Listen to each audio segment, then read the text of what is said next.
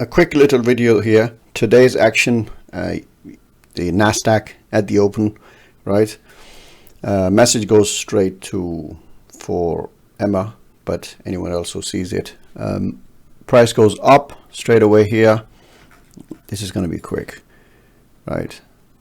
If you had your H1 levels, you would have seen that it hits that level, goes up first, next candle it goes down. What are your thoughts over here? At the end of this candle, I'm thinking I want a doji, or I'm even thinking I want to go long, but I see that level getting hit.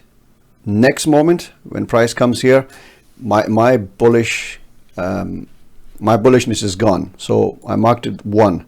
What is this? This is my trend candle, but I can't trade on this because it's just a cancellation of the previous one. Second one, now I have a trend candle that breaks everything to the left. Let's mark this.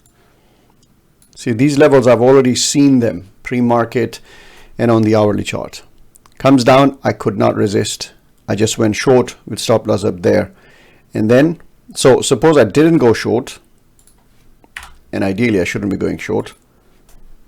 One candle, second candle, what's the third candle? That's your doji. That's your pause candle. You can go short anywhere here, but we wait for the signal. We have a seed signal on number 4. You go short here, stop loss up there or up there, right? A little bit of confusion here. You would be thinking, oh, probably I'm going to get stopped out. Just hang in there, right? Next candle, number 6, nice trend candle. Nothing to worry about now. Stop loss to break even. So I took an entry below this as well. So then I had 2. Then I have number 7, another trend candle. It has a bit of wicks, but still, you can call it a nice bear candle, if not trend candle. This is a good bear candle. This is kind of small now, and this is a doji. Another chance for a little scalp, but you don't want to go short here because you know what's happening all the way from there. Number 8, what is this?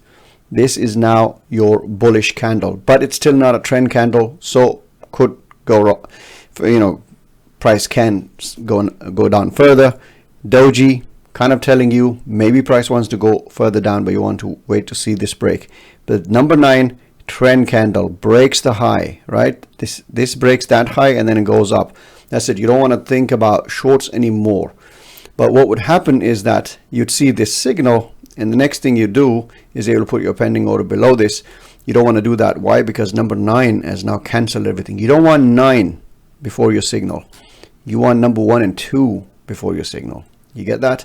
And then number 12, some people would have shorted here as well. No, look at number 11. That's a very strong bullish candle, breaks the high. You don't want that. This is just them getting out and more sellers. And most of the time when I see this bullish candle and then doji, I would actually put a pending long below this if I'm trading the bars, right? And then it goes up. So that's number 13. We are done by one. This was probably number 8, 9, 10 or 11th candle of the open. So there you go.